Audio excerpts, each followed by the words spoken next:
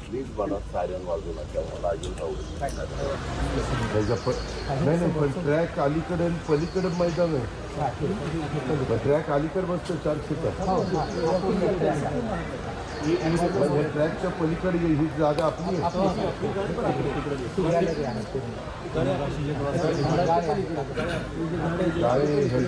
Cement complex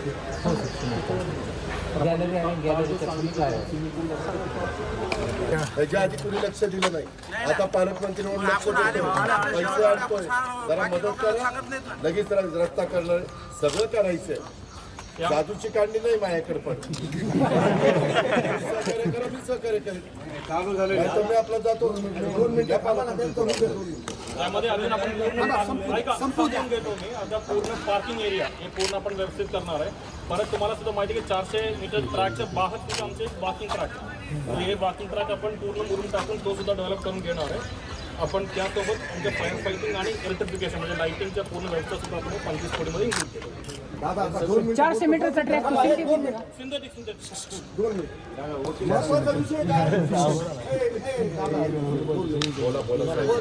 विषय काय आहे, सध्या आम्ही रोज तिथे ही जे कचरा आहे का ते बीड शहरात आणून इथे रोज जाते. तात्काळ बंद करायचं.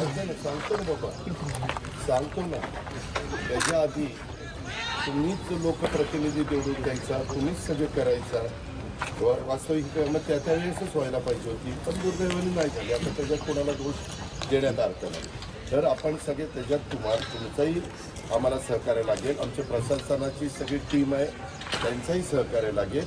आणि चीफ ऑफिसर आत्ताच हे आत्ता येताना आपण बघितलं तो हे नको गोडाऊन टाईप, तर तिकडं इतका प्रचंड कचरा, तिथे एक ट्रॅक्टर उभा होता, पण त्याला आपल्याला पर्यायी व्यवस्था करावी लागेल. तुम्ही मला सांगा की कचऱ्याची विल्हेवाट लावण्याकरता ही जागा कुणाची आहे हे जरा बघितलं पाहिजे.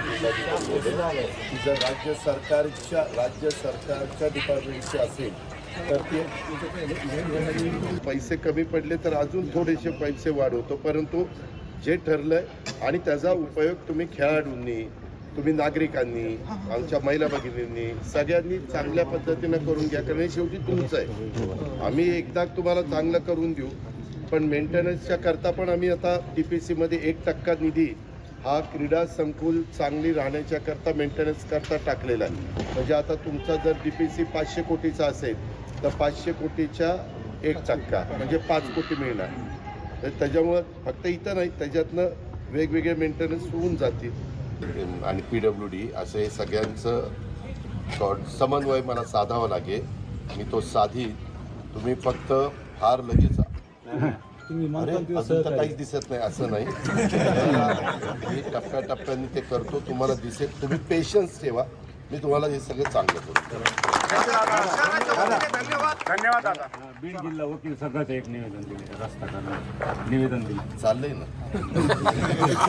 मध्ये सगळेच वकील आले, डॉक्टर आले, इंजिनियर आले, नागरिक आले, रस्ता नाही केला छत्रपती शिवाजी पुतळ्यापासून. जे काही असेल आम्ही एकदम काही सगळा महाराष्ट्राचा फंड इथं आणू शकत नाही.